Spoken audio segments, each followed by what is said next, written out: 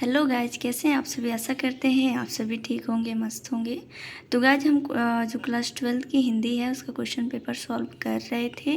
तो आज हम फिर देखेंगे जो 5 नंबर का जो क्वेश्चन था उसमें किस प्रकार से क्वेश्चन आए थे। ठीक है, तो हम देखेंगे कि क्वेश्चन को किस प्रकार से आप एग्ज़ाम में आए और किस प्रकार से आप उसके पहले तैयारी करें।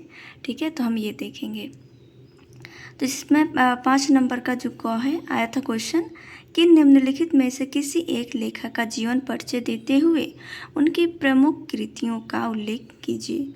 तो इसमें 3 जो राइटर हैं उनका जीवन परिचय दिया है, हजारी प्रसाद द्विवेदी और प्रोजी सुंदर रेड्डी और डॉक्टर APJ अब्दुल कलाम। तो APJ अब्दुल कलाम का तो मोस्ट इम्पॉर्टेंट है। ये हर एग्ज़ाम में जो क्लास 12 की जो एग्ज़ाम होता है हिंदी का उसमें ये क्वेश्चन ज़रूर आता है। ठीक है, हर बार ये क्वेश्चन APJ अब्दुल कलाम का जीवन परिचय पूछता है, तो आप इसको ध्यान में रखिएगा। और फिर हजारी प्रसाद द्विवेदी हो गए। ठीक है, और ये जो है ये ध्यान में रखेंगे कि यह एक लेखक है। ठीक है, लेखक और कवि। ठीक है, जैसे कि एक गद्य होता है, एक पद होता है, दोनों में से 3 राइटर का दिया रहेगा, जिसमें से एक एक आपको करना रहेगा। ठीक है, हम देखेंगे कि निम्नलिखित में से किसी एक कवि, यहाँ पर कवि का जीवन परिचय देते हुए उनकी प्रमुख कृतियों का उल्लेख कीजिए। ठीक है, तो इसमें भी ये कवि हैं मैथिली शरण गुप्त, सुमित्रानंदन पंत और महादेवी वर्मा। तो इन लोग का भी जीवन परिचय, सुमित्रानंदन पंत को प्रकृति का सुकुमार कवि माना जाता है। ठीक है, और महादेवी वर्मा को आधुनिक युग की मीरा कहा जाता है। तो इन लोग का भी जीवन परिचय, सुमित्रानंदन पंत और महादेवी वर्मा, ये कई बार एग्ज़ाम में आ चुका है। अब हम देखेंगे कि 6 नंबर का जो क्वेश्चन आया था कि पंचलाइट अथवा बहादुर कहानी का कथानक अपने शब्दों में लिखिए। जो हिंदी का सिलेबस है उसमें कहानी भी पढ़ना है, जिसमें पंचलाइट है अथवा महादेवी वर्मा बहादुर है और पंचलाइट है और कर्मनाशा की हार आदि कहानियाँ भी हैं। इसमें से पंचलाइट और बहादुर ये कई बार एग्ज़ाम में पूछा जाता है। या तो आप बहादुर याद कर लीजिए या तो पंचलाइट, ऐसे करके अथवा करके आता है। 18 शब्दों में आपको देना रहता है, 80 शब्दों में। तो पंचलाइट जो है वह फणीश्वर नाथ रेणु जी का है और बहादुर जो है वह अमरकांत इसके राइटर हैं, कहानीकार हैं। और कर्मनाशा की हार कहानी के प्रमुख पात्र का चरित्र चित्रण कीजिए, ये भी एक कहानी है। ठीक है, आप क्वेश्चन को देख के बुक में देखिए कि ये क्वेश्चन कहाँ कहाँ से लिया गया है, और जिससे आपको क्वेश्चन भी तैयार हो जाएंगे और आपको क्वेश्चन समझ में भी आएगा कि हाँ ये क्वेश्चन किस प्रकार से करना है। अब हम देखेंगे 7 नंबर का जो आया है क्वेश्चन, स्वपठित खंडकाव्य के आधार पर निम्नलिखित प्रश्नों में से किसी एक खंड के प्रश्न का संक्षिप्त उत्तर दीजिए। ठीक है, तो इसमें भी 80 शब्दों में देना है, इसमें से सब नहीं करना है, सिर्फ रश्मि रथी खंडकाव्य के आधार पर उसके नायक के चरित्र पर प्रकाश डालिए।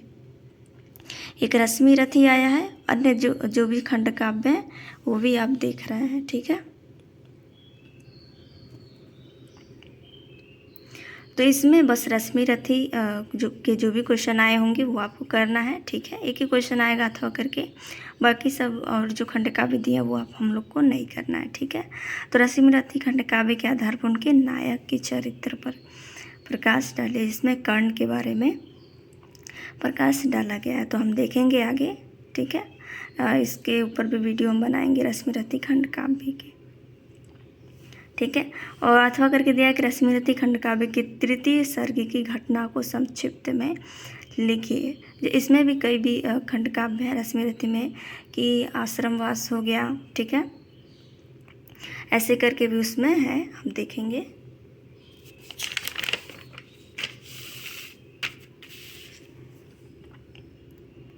अब हम देखेंगे कि जो 8 नंबर का क्वेश्चन आया था, निम्नलिखित में से किसी एक संस्कृत गद्यांश का संदर्भ सहित हिंदी में अनुवाद कीजिए।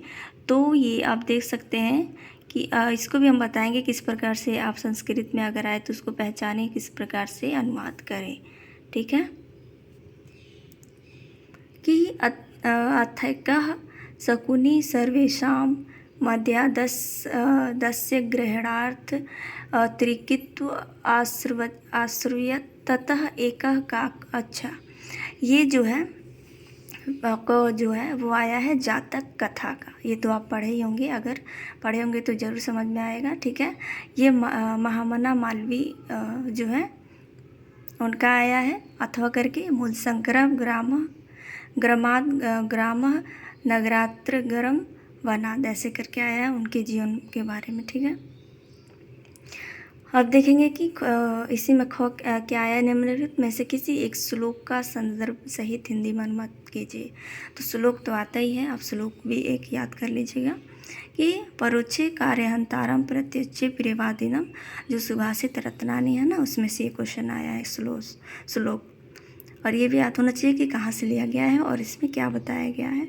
वर्ज्यादृशम मित्रम विश्वकुंभम, इसमें मित्र के बारे में बताया गया है। ठीक है, हम आगे देखेंगे। फिर अथवा करके इसमें दिया है कि आकार सदृश्य प्रज्ञा सादृश्यागमः, आगमय सादृश्यारंभ, आरंभ सादृश्योः। ठीक है, अब देखेंगे 9 नंबर का जो क्वेश्चन आया था कि निम्नलिखित में से किसी 2 प्रश्नों के उत्तर संस्कृत में दीजिए।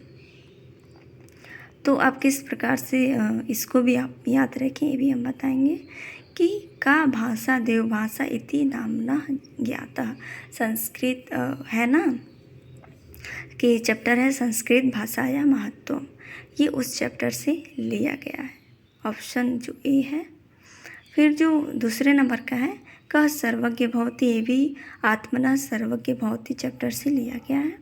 तो आप जो उसका जो पहला लाइन होता है वो याद रखिए, बाकी सब तो वही रहेगा, जैसे कि का भाषा देवभाषा इति नामना, तो संस्कृत भाषा देवभाषा इति नामना, संस्कृत भाषा को भी देवभाषा कहते हैं।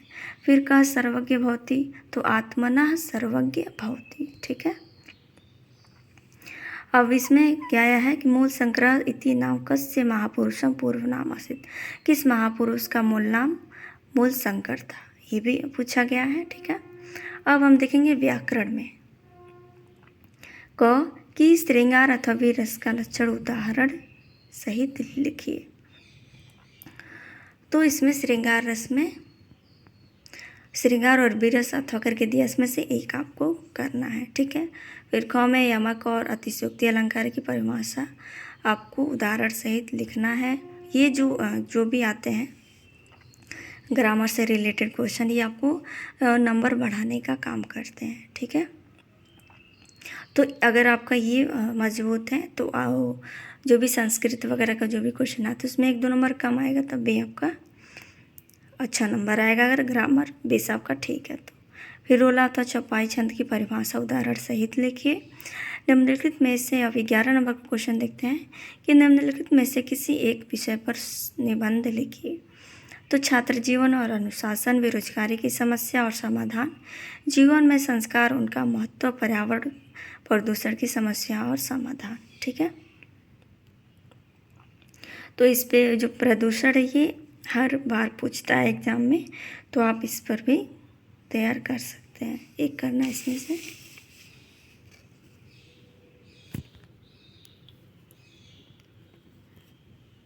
अब देखेंगे 12 नंबर का जो क्वेश्चन आया था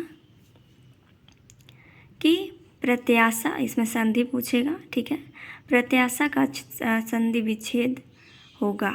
ठीक है, तो अगर आप पढ़े रहेंगे तभी आप बता पाएंगे। तो प्रति प्लस आशा। ठीक है, निश्चय आप भी बताइएगा कमेंट में क्वेश्चन कौन सा सही होगा, ये जरूर नहीं कि हम जो बता रहे हैं वो सही होगा। ठीक है, निश्चलम का संधि विच्छेद होगा, ये भी आप बताइएगा। हरिश्चंद्र में संधि है तो इसमें दीर्घ संधि होगा। इसमें खुद देखते हैं कि निम्नलिखित में से किसी एक पद का विग्रह करके समास का नाम लिखिए। तो उपतटम नीलकमलम प्रत्यक्षे, तो इसमें प्रत्यक्षम का होगा कि प्रत्यक्षम कार्य ऐसे करके कुछ होगा, तो इसको भी हम बताएंगे ट्रिक के माध्यम से। इसमें नामना शब्द का षष्ठी विभक्ति एकवचन, इसमें विभक्ति वचन वगैरह है, ठीक है। इसको भी आप किस प्रकार से सीखें हम देखेंगे अगले वीडियो में।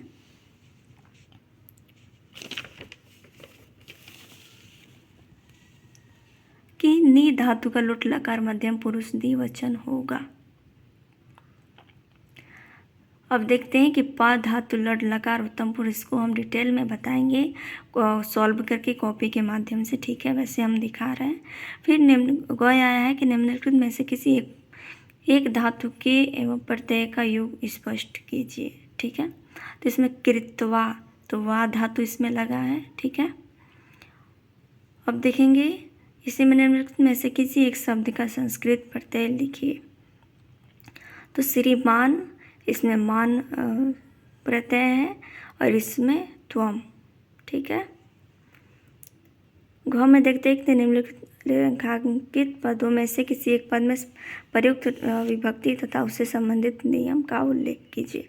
ये हमने पढ़ाया था, अगर आप वीडियो नहीं देखें तो देख लीजिए। गृहम परितः वृक्षा संति, मतलब गृह घर के चारों ओर वृक्ष हैं, ये कौन से सूत्र से लिया गया है, ठीक है। ये भी आपको देखना है। तो ये जिसका सेकेंड जो सूत्र है अभितः परितः समया अनेक्सा वाला, वो आप देख लीजिएगा। पादेन खंजा, ये आपका 2 नंबर का क्वेश्चन तैयार हो गया। पादेन खंजा पैर से लंगड़ा, ठीक है। ये हमने तीसरे नंबर का जो क्वेश्चन देखा था योनांग विकार। 14 नंबर का जो क्वेश्चन आया था कि निम्नलिखित में से किसी 2 वाक्यों का संस्कृत में अनुवाद कीजिए। तो हम हंसते अहम हसती, ठीक है, यह राम की पुस्तक है। फिर मैं घर से जाता हूँ, कुएं में जल है, ठीक है। ऐसे करके भी आप क्वेश्चन को देख सकते हैं। तो ग्रामर जो होता है वो आपको नंबर बढ़ाने का काम करता है, तो आप ग्रामर पर भी अपना पकड़ बनाइए और जो भी क्वेश्चन है किस प्रकार से आप क्वेश्चन को पहचाने, किस प्रकार से आप तैयारी करें, वो हम आपको बताएंगे अगले वीडियो में। तो अगर वीडियो अच्छा लगे तो वीडियो को लाइक ज़रूर करें ताकि मोटिवेशन मिलता रहे और आपके लिए ऐसी वीडियो हम लाते रहें।